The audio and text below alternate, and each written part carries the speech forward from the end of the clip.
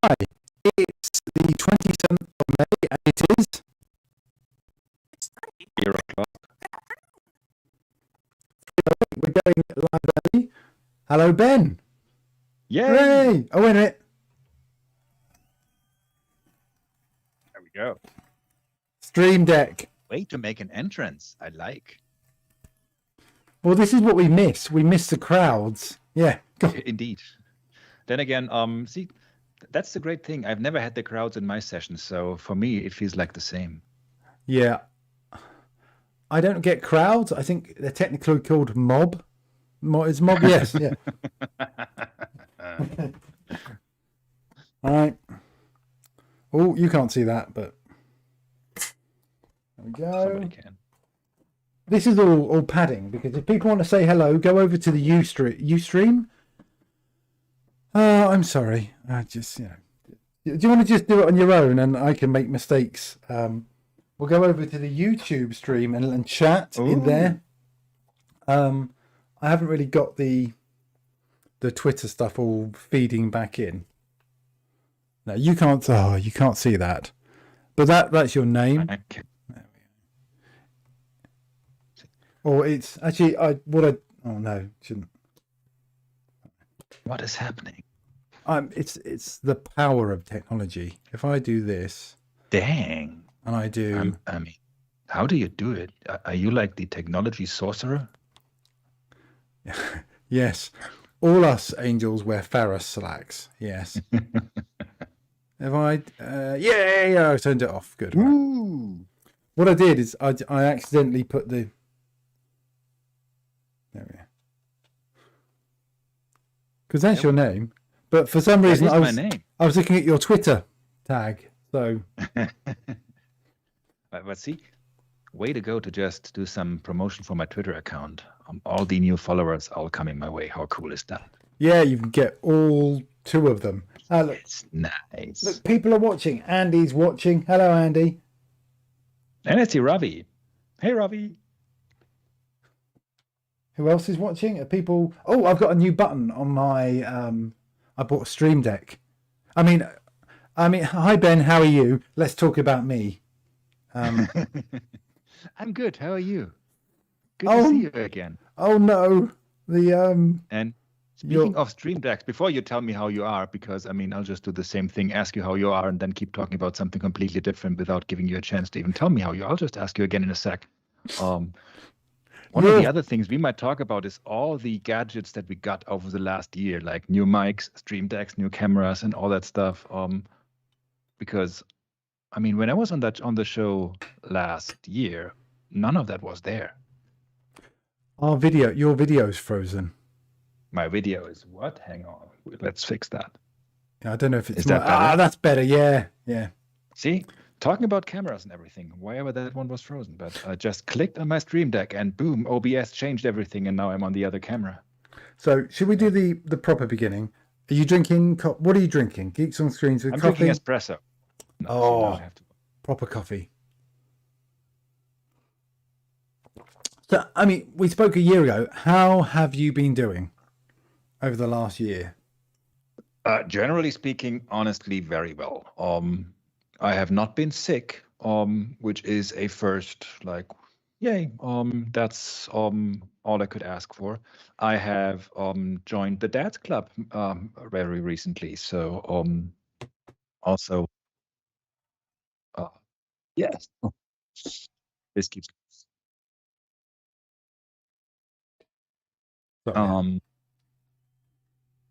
I've done, I think, a reasonably good job staying in touch with friends. Still, I would love to see people in person again. I just said that to somebody else. Not every people, not all people, just some people. I'm happy that I don't have to see all people anymore, but there's a couple of people that I would love to see in person again. And I guess many of them are actually watching this. So yes, I would, but still, comparing how others have coped with this pandemic, I don't live alone. I'm in regular contact and touch with friends. We're all healthy.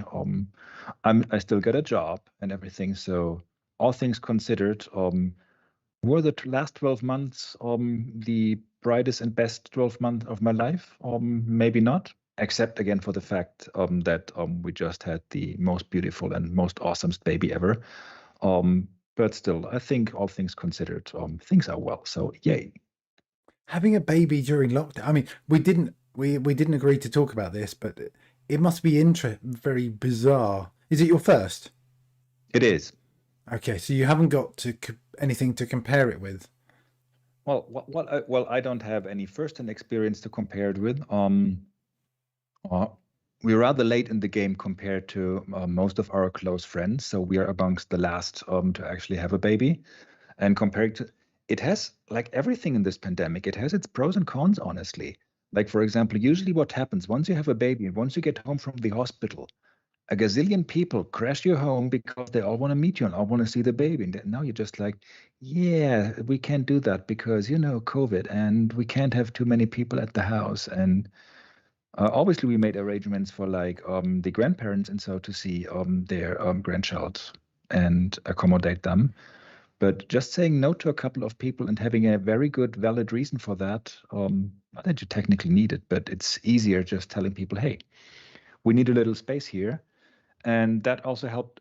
Well, again, I'm not 100% sure, but so far we're super lucky when it comes to how calm our baby is, especially if I compare that to some stories of friends. I'm like, well, they're pretty new to this world. They're experiencing for the first time what's happening around them. So it must really make a difference if there's like 20 different people in the room chatting and blah blahing around them, or if it's just a very low dosage of being exposed to new voices and everything. So I think it plays a big factor. It contributes to that fact. So I put that to the pro side. We did not get like we had. It looked very good actually last summer when all the cases went down. We were like, well, we don't have a vaccine yet, but it kind of looks like well, we might get over this thing sooner than we expected. And then, of course, like everywhere in the world, the second wave, the third wave, and everything. So, of course, we had made all these plans. Yeah, you know what? Before the baby comes, we're going to have dinner there and we're going to do this and all. And some of these plans fell through. We actually did get to have a very nice last vacation for just the two of us, which included quarantining afterwards and stuff, which I would slightly put to the con side, but still, I guess it was just different. But yeah.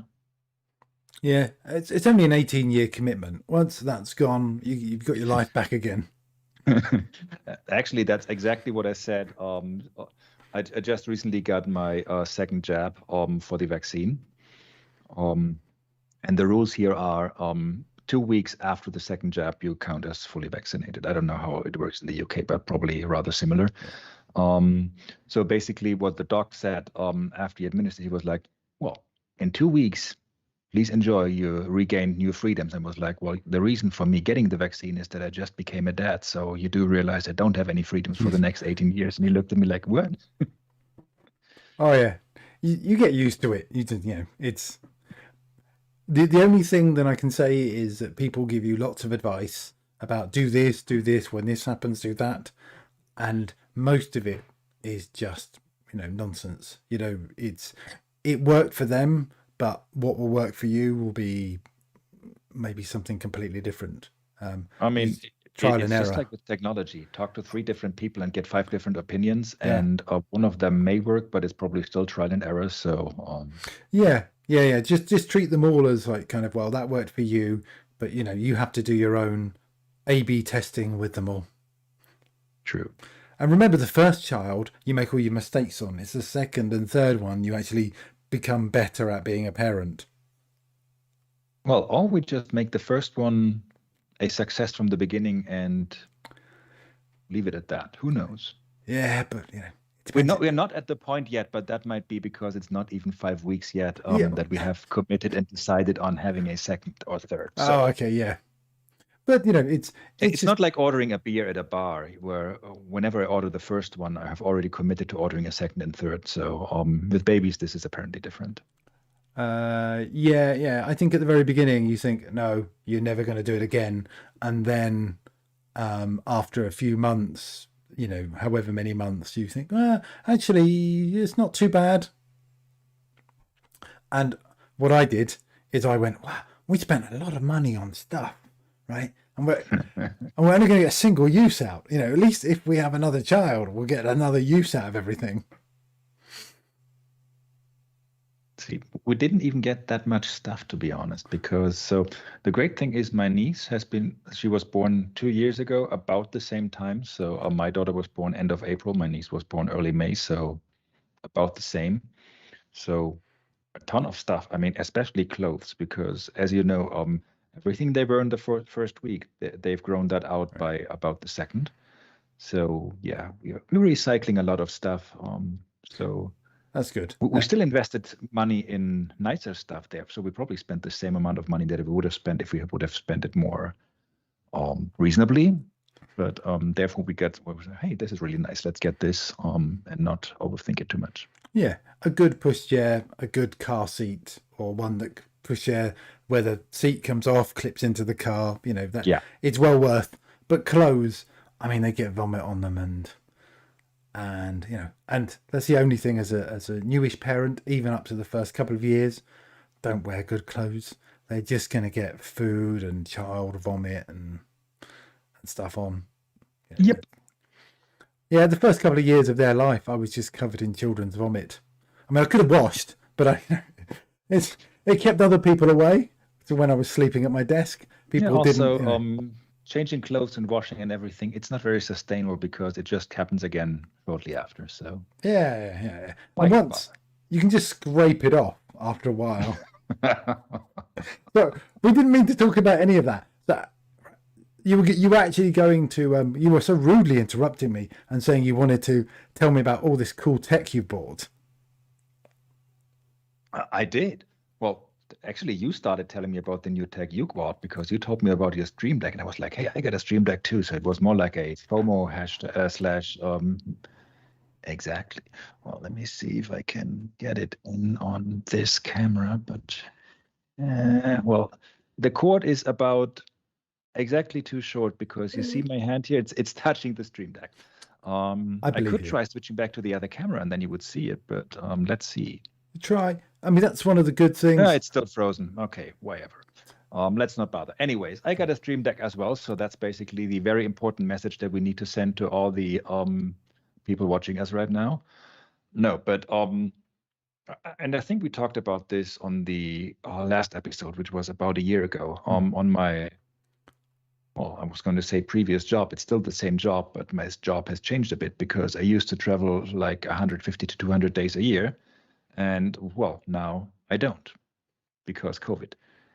And that also had a couple of interesting side effects. First side effect, I never ran as much as I did last year. So last year I ran more than 2,500 kilometers, which is a lot. Yeah. At least for me. I know there's a couple of people out there that like, that's like a weekend for me. But it's more than twice what I did in a usual good year. So, but of course, with all that extra time. And the other thing, I was like, well, I got a lot of extra time on my hands just because all that really makes you realize how much when you travel all that much, how much time you actually spend on planes and cars and everything.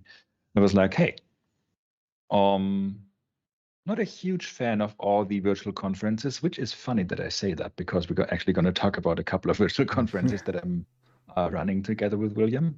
But still, in the beginning, I was kind of submitting to all these conferences. And then at some point I was like, yeah, well, there's lots of stuff repeating itself. So I pushed that down a bit and moved more to the organizer side and more on that. But still I was like, yeah, if I'm doing this, I want to do this properly. So let's get a proper microphone. Let's get proper cameras and lighting and stuff because at the same time, and well, the cameras are not that important. And I actually only scaled up the camera part when I did a PluralSight course, which is the other thing that I started doing was like, hey, I could start creating content and or just do that in a more professional way. And I think PluralSight is an excellent platform for that when it comes to our field. There might be better platforms if there's different topics involved, but coming from the data/tech world, I think this is kind of one of the go-to shops for sure. And I did couple of courses they call executive briefings, which is like 15-20 minutes on a specific topic, where basically just on an executive level explain what the cloud is or what business intelligence is. And one of the ideas there is you're actually on screen. So unlike the typical PluralSight course where you just see slides and demos, people actually see you. And I was like, well, if you're doing this for C-level, you don't want to do this with your regular webcam. So how can I actually improve this? So yeah, I ended up getting nice Elgato green screens, Elgato key lights, actually 4 different webcams. So I got one on every monitor plus an SLR for proper, which just froze in OBS. So that shows you how great it actually works. And I have no idea why. That's OBS, and I struggle with OBS. Yeah, I mean, what do you expect? A professional streaming software for free? I mean, it's. See, that's the funny thing. I actually have the full Adobe suite, for example, which also has tons of video stuff and everything. For the streaming stuff, I still think OBS, even though it's free, gets the job done better, way better actually. Yeah. But well, anyways, I will figure out why that happened. And it's probably you, because it hasn't happened before. Never. This hasn't happened to me before. So yeah, that's also some of the stuff I did over the last 12 months. Playing with tech gadgets, getting a little more gadgets than I actually needed, because I mean, let's face it, you don't need a Stream Deck, but it's actually super fun especially if you're in like a presentation where you actually use OBS. We say, hey, now I'm going to be on screen. Now I'm going to do this and do that. It was actually my good friend from the community, Alexander Arvidsson, who got me to it, because he was doing some of these effects. And I was like, okay, how did you do that? And he was, well, I got a Stream Deck. And I was like, okay, give me like the 30-second, what is a Stream Deck? And I was like, yeah, no, I don't need that. I'm still going to buy one, but I don't need it. And once I got it and started playing around with it, okay, this is pretty cool. I mean, you don't need the Stream Deck because you can just use keyboard shortcuts, but it is very nice because you can just, when I was doing, I stopped doing sound effects because I kept forgetting which keystroke was whichever sound it was. And now there's a little thing with a little button and it says cheering or crickets or sad or beep, and I still need to add a few. I've only got 4 sounds. I need more sounds. Apparently. I want a rim Dear shot. attendees, if you're listening and watching right now, let us know which additional sounds he needs. That's very professional. I was going to say, and this episode is sponsored by PluralSight for all your learning needs. Nice plug there. So, what will we look for? Ben PluralSight on the Googles. So, tell me about these. Actually, let's rewind. Go back to the physical conferences. So, you said that Data Grillen was obviously cancelled. Data Grillen. That's basically the physical event I'm running together with William Durkin. We've been running that for years, and well, last year we canceled a few weeks before, and this year we canceled way before. We're usually around the May-ish timeframe, so that's why last year we had to cancel on rather short notice. And this year we actually decided in I think it was October, November-ish last year. We were like, okay, looking at this now, there is no way that we're going to be in good enough shape for this to happen next May. So, especially since we get a ton of international speakers. So there's probably a 6-digit figure in airfares amongst all our speakers that sits in some kind of credits just from last year's event. So obviously we want to make it as easy and convenient for them as well, and not spend any money that they're getting trouble getting back then. So, and once we figured, well, we're not going to have Data Grillen last year. One of the things we do at Data Grillen, and I do think we were the first, but if not, I don't mind, because we're doing it for the cause and not to brag, is something we call the newcomer track. So it's a track dedicated to new speakers, because one of the, and especially now where there's no more flying, no more travel involved, you see it more and more. This thing, well, it's always the same speakers. That's kind of true, because if you compare events around the world, now that I can speak in theory at 5 different events on the same day across the globe, because there's no travel involved, And me not being Ben Weissman, but me being a data platform MVP or just someone that has built some kind of track record in this community, I will always have it easier to get picked by events over someone that you've never heard about. As sad as it is, but in the end, events want to be successful. Events want to draw attendees to their event, and obviously it's easier to draw attendees to an event if they're like, hey, there's all these big names. So we will, let's do a track that's just dedicated to newcomers. So the rule of the newcomer track is easy. You must never have spoken at any other big event, and a big event would be something starting from like a SQL Server day. So we encourage you having spoken at a user group or something before to get some practice. Anything bigger than that and you're out. That's the rule. And by the time you commit and submit to our event, you also accept the rule that you, even if any other event would accept you, you cannot speak there or we will take you off the schedule. And if that spot remains unsold, that's what it is, because that's the super easy and simple rules of the newcomer track. And to make it easier for the speakers, we provide them, everyone gets a mentor paired with them that will help them prepare their session and also will be there during the delivery of the session. Not that it's usually needed because we have a bunch of great speakers that came out of that. There's actually too many to name them all, but Nikola Ilic, who just became Data Platform MVP this month, he spoke at the first New Stars of Data, and I'm going to talk about New Stars of Data in a sec. Wilver from New Zealand, he spoke at the newcomer track at DataGlow. Deepthi Goguri, who probably holds the track record for doing the most presentations in the data platform field over the last 12 months. I think she just crossed 100 presentations in 10 months or so. So insanely high number. I would be so burned out, but kudos. They started at New Stars of Data or the newcomer track. So what we said is, well, we're not going to have that newcomer track, and the newcomers will have an even harder time getting accepted at most conferences, not all of them, because more and more of them are doing it. And every single conference that encourages new speakers makes me super happy. So yay. But many events, if not most events, could do better. So we were like, okay, let's just do this. Let's do our newcomer track. And we do that virtual. And the plan was honestly really just to have one track, like 4 or 5 sessions, and that be it. And then we were overwhelmed by the amount of submissions. Hey, okay, this might get bigger than we thought. So we ended up with 3 tracks with 7 sessions each. So slightly bigger than anticipated. All of new speakers. All of new speakers. And we had so many awesome presentations.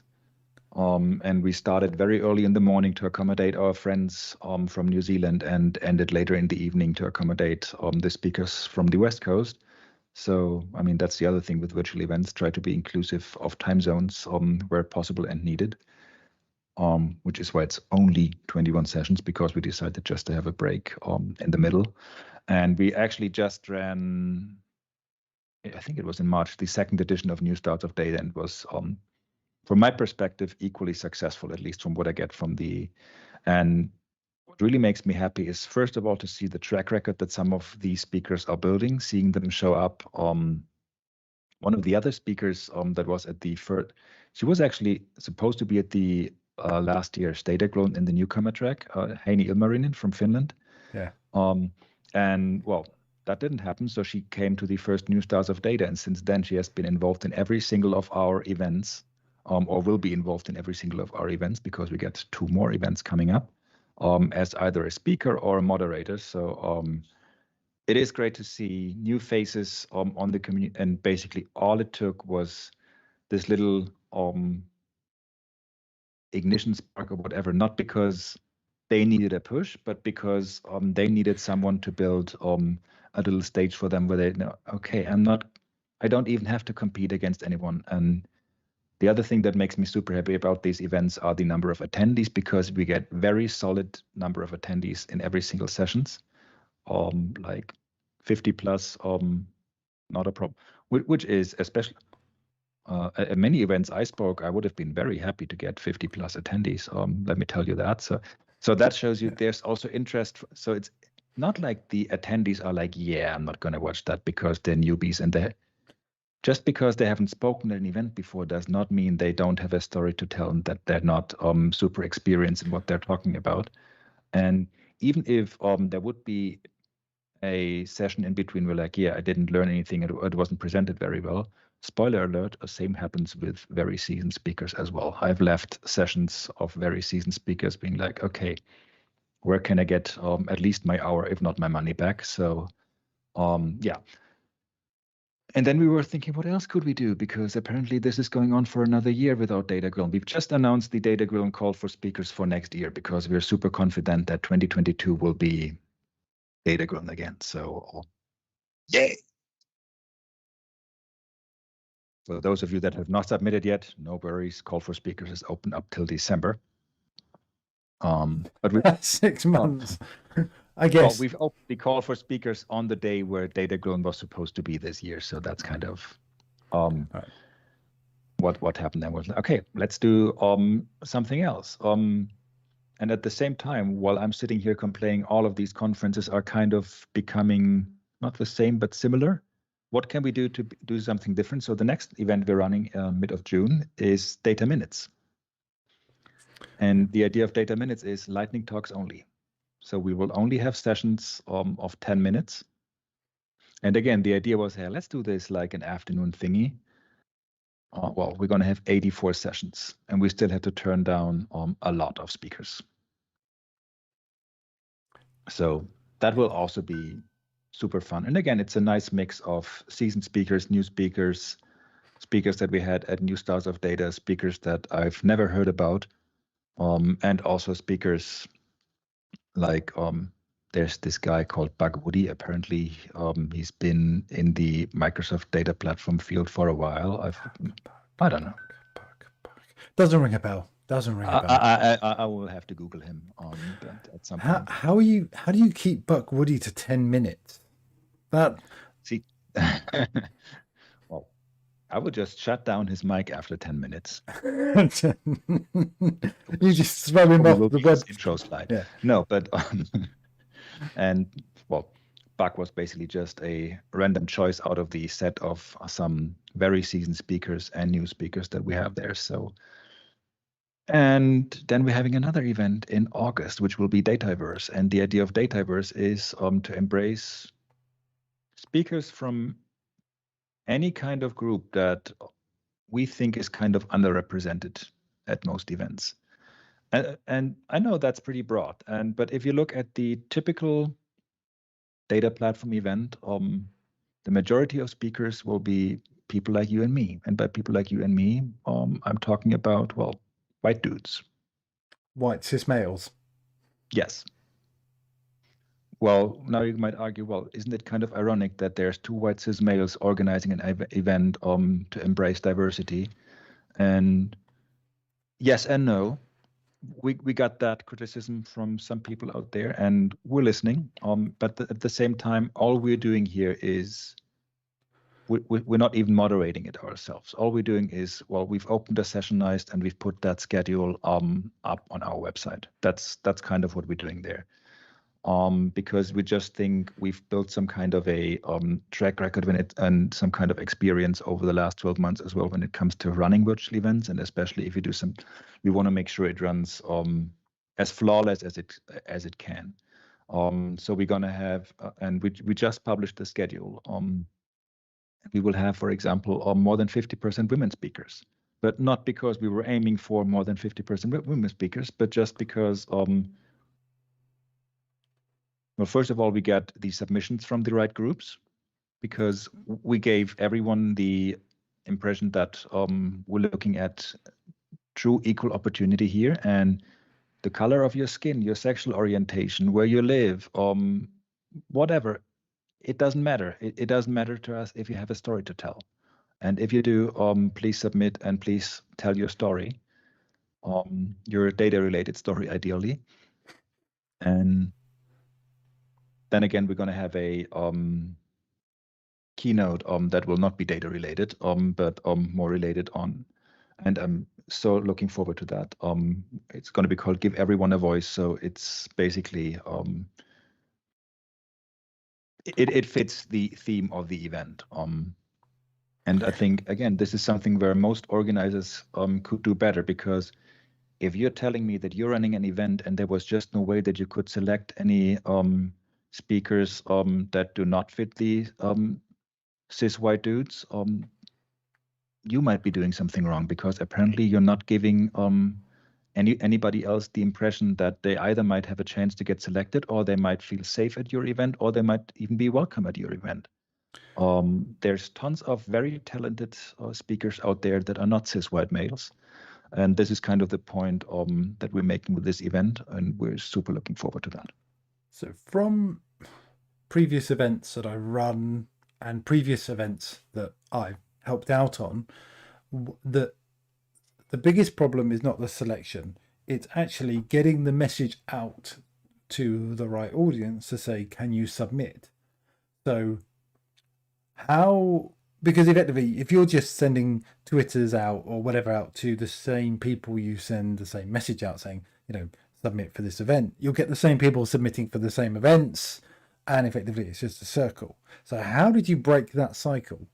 What did you do different to say, we want people who are, we want a big diversity. So how did you put that message out? To be fair, we did exactly what you just said, that this couldn't be it. All we did is send out some tweets. And this is where it probably helps that we've kind of built some kind of a track record, and also we've proven that we do have a code of conduct, and then that we will act on it.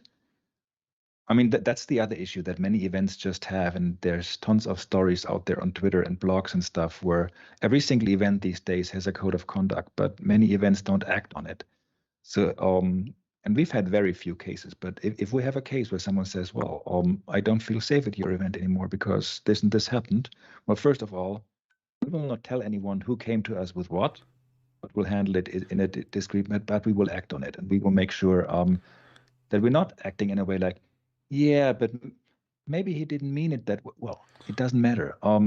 A code of conduct should be crystal clear that if you're making a joke towards someone that you don't know, and you're not sure if that joke might be funny towards that person, maybe just don't make that joke. Even if you're trying to be super funny, it's not that hard. If you tell me, this doesn't even have anything to do with like benefit of doubt or anything. It just means anything happens, you act on it. And for example, if you tell me, hey, you got a speaker on your event up on your schedule, and just to let you know, we've had an issue with that speaker at our event. Without going into details, it makes a big difference on how you act on information like this. And I think we've proven, and it's very important to us as well, not just because it's not like we have to prove anything to anyone, but I think that's the whole point of having a code of conduct, and to create a safe environment, being it virtually or in person. And that way, I'm pretty sure we've built some kind of a trusted relationship with many people in the community from all kinds of peer groups. And that helped us getting the word out there, because we're kind of reaching potentially the edge of a certain group, but then we have allies and friends in those groups that will relay the message. So the Women in Technology group may just put that in their newsletter and be like, hey, you may not be following these guys on Twitter or anything, but they're running this event. And same for other groups. And this is how we got all kinds of different. Okay. Also, the support we get in general from the community is just like so many great speakers that submitted to this event, for example, were like, hey, but please, if you get other submissions from people that may be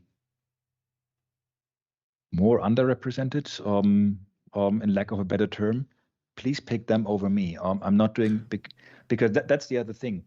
Of course, we have speakers that, like, for example, women in tech, but that's just one of the examples where I say, well, we have many women in tech speakers that, for them specifically, that are not underrepresented because they could be accepted at pretty much every event out there. That still does not solve the issue that we're seeing so many events with rarely any women or female speakers. And the same would apply to every single group that we've talked about, and every single other group that we've not mentioned specifically. And yeah, that support is just incredible, and we're very, grateful for that. And this is really what makes these success, because like I said, in the end, all William and myself are doing is we're picking a date, we're setting up a session nice, and then we're publishing a schedule. And we're not doing that because we're lazy, but because we really want to make sure that we do not get to this point where kind of the two cis white dudes are kind of dictating how diversity should work. Yeah, I mean, you're not mansplaining an event, but you need allies and the experience. So I guess if you wanted to, if there were people that were interested in helping run the event, then maybe at some point, you can get them involved, and then you don't have that sort of issue because they can take over doing that rather than it being, your event. I mean, you're just putting some stuff together because you know how events work. Once you can educate other people it's actually quite simple. This is all you need to do: pick a date, but build a session. It's not too hard to do that. And then on the day you need to do these kind of things. Make sure the speakers, turn up. Make sure you can contact them. Simple things, but if you haven't run a conference before, it can seem a little bit overwhelming, which is, I guess, why people don't do it. It's actually surprisingly easy to run a virtual event. It's surprisingly easy and surprisingly cheap. So what we did at New Stars of Data, that's the only event for us that was surprisingly expensive. Well, since we did a shameless plug for PluralSight, yay, Redgate, because sorry for that. Other colored gates are available. No, so what we did at New Stars of Data, because my point was like, hey, this is their first conference ever. You probably don't care that much about speaker shirts anymore, having spoken at 2 or 3 events in your life. I can only speak for myself. I still have the shirt from the very first SQL Server that I ever spoke at, because that was kind of my first conference. And with New Stars of Data being their first conference, I figured, well, I think they should have a speaker shirt. Getting shirts is not the thing. Shipping shirts in single packages all over the world with 21 speakers adds up a bit. Yes. Yeah. Yeah, well, of course it does. Otherwise, I mean, honest, and with all the resources out there, by another plug. Hey, thank you, Microsoft, with their community tenant, enabling all these user groups and events to basically run their events on Teams for free.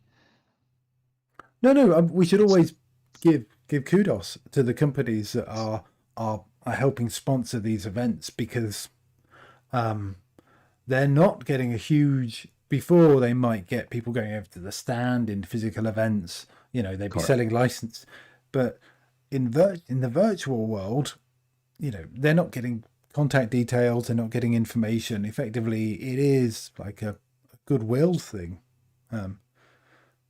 It definitely. I mean, I can honestly say, sorry, all sponsors, except for chatting with friends at a virtual booth, I have never visited a virtual expo hall. Because I just don't. And while I may be super honest about that, and other people may be like, whoa, you never did.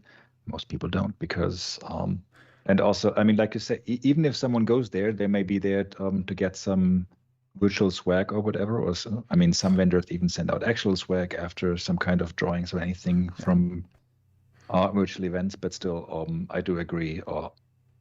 They're still putting in similar money in some cases, and probably get way less out of that. So, I mean, you can also see kind of which vendors still actively support this community and which have kind of drawn back for probably different reasons. But yeah. Yeah, I mean, I'd help Victoria run Data Toboggan, which is in a few weeks, 12th of June, 8 till 8. Day after Data Minutes. Day after Data Minutes. Well, Data Minutes is the 11th of June. Oh, and Data Kaylee is tomorrow. It is. Yeah, so if you haven't registered for Data Kaylee... Is it tomorrow or is it on Saturday?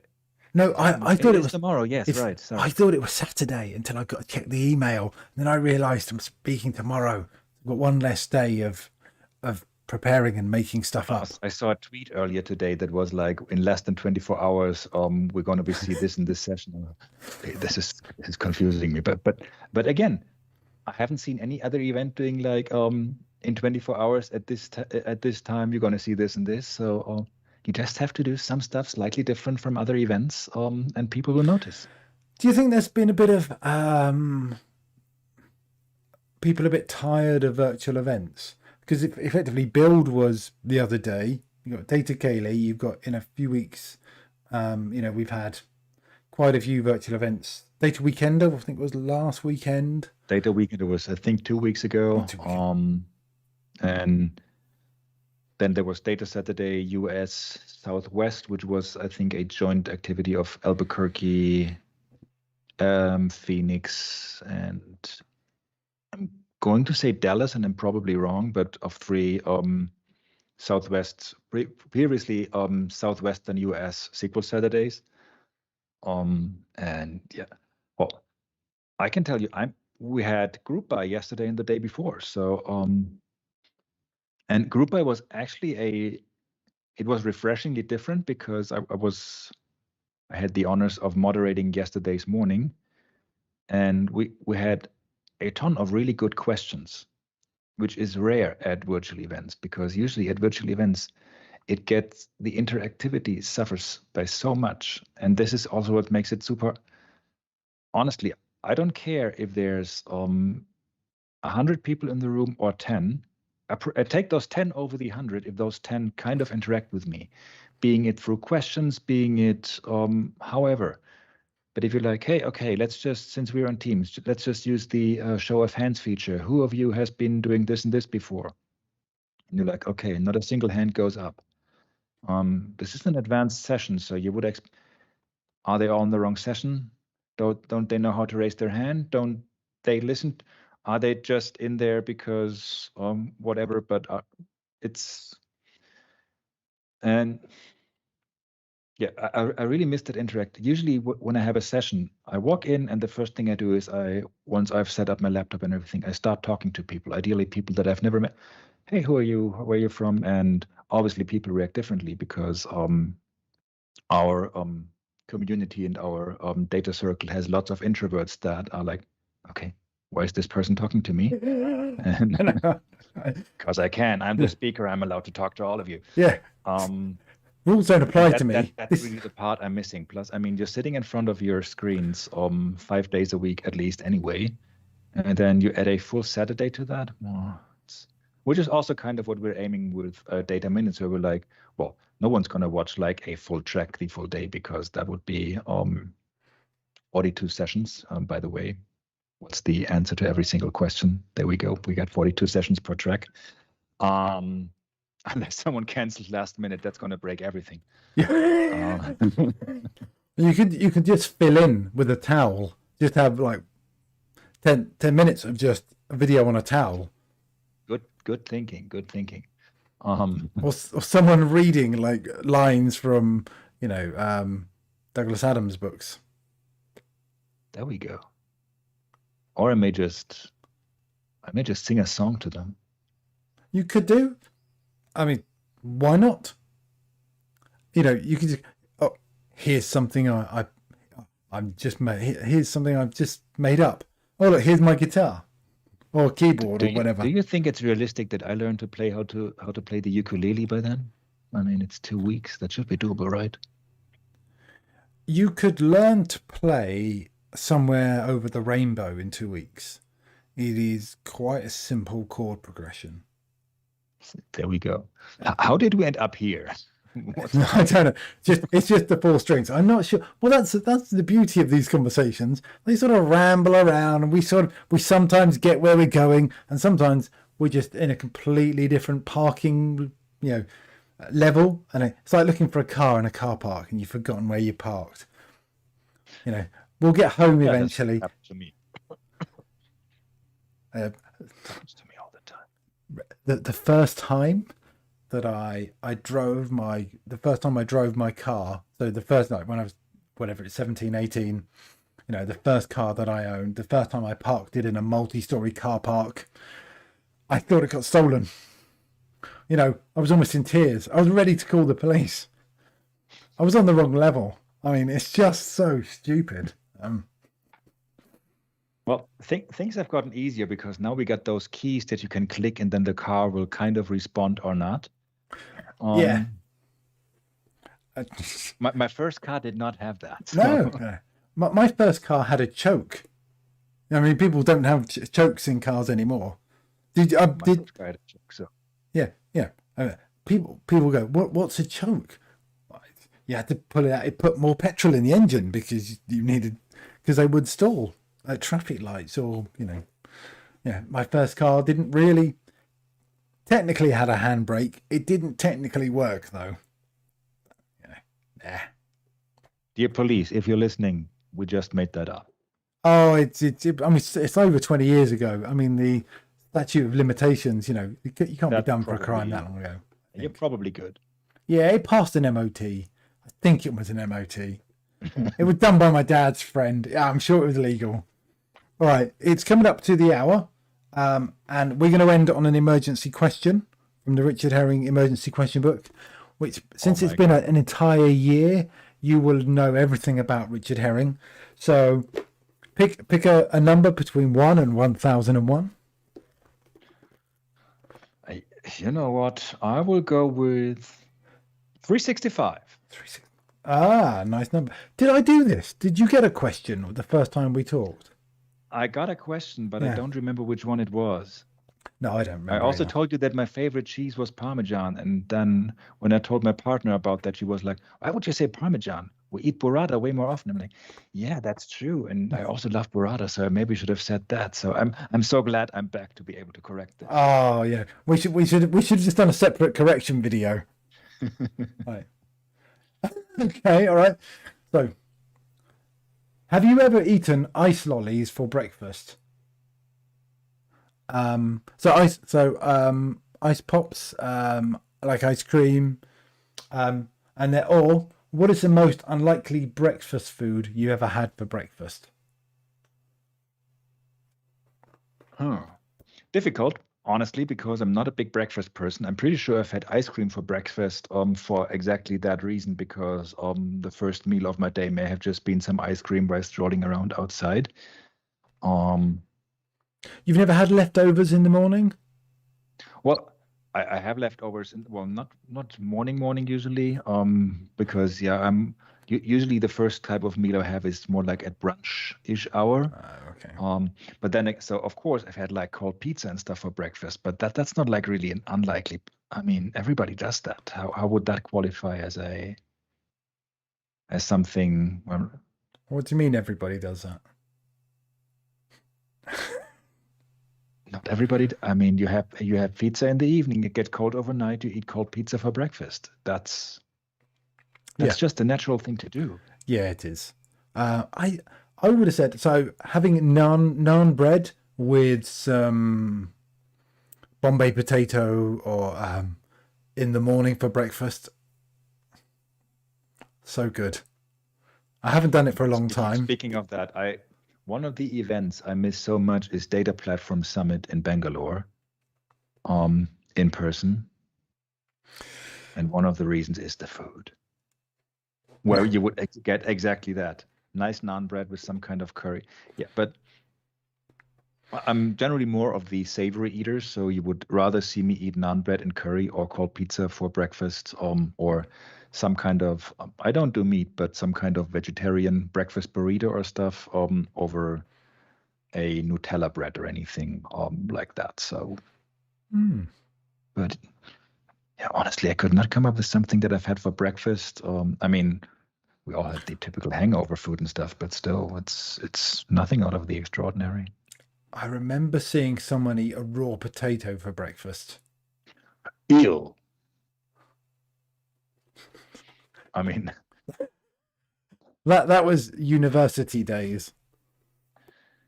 Yeah, but even then, I mean, first of all, aren't raw potatoes kind of unhealthy to eat, to put it mildly? I don't know. I mean, but they're pretty tough. They're pretty hard. I mean.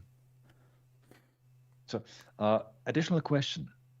Did this person peel the potato first? No. I mean, that's just uncut. I mean, at that point, it probably doesn't matter anymore because you're still eating raw potato. Yeah, but- I know. Well, I mean, the etiquette, if you're having your potato raw, you've got to peel it. I mean, if he wasn't even going to wait for it to cook, he's not going to wait to peel it. Probably true. So I may have said that before, but ew.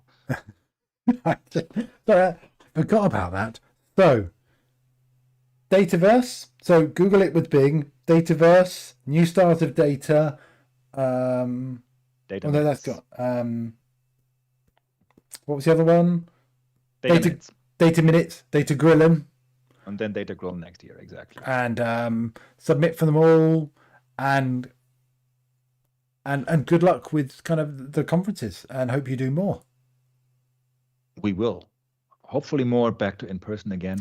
And by the way, anybody out there that feels like they need any support speaking at any kind of event, feel free to reach out to me. I'm happy to help out in any capacity I can, because I really want to see more and more new faces and more speakers at all the conferences, not just the ones that we are running. So Thank you very much. And that's a great way to end it. So thanks, Andy, Ravi, and whoever was watching who weren't commenting. And we'll see you next week. I don't do this. I'm going to plug. Oh, plug. I've got Rob Sewell, Beardy McBeardy Face on next week, 6:45 in the evening. And I've got some great guests coming up, but also like and subscribe to the channel. I've never done that before. Please like and subscribe to the channel. It gives me some sort do of it right now. internal validation that I'm not just inviting people on and we're talking to nobody. No, please like and subscribe. Please. Do it. Please do it. Bye. Do it. Like and subscribe. Spank the whatever the button is. Do it. Press the button. Bye. I've got to stop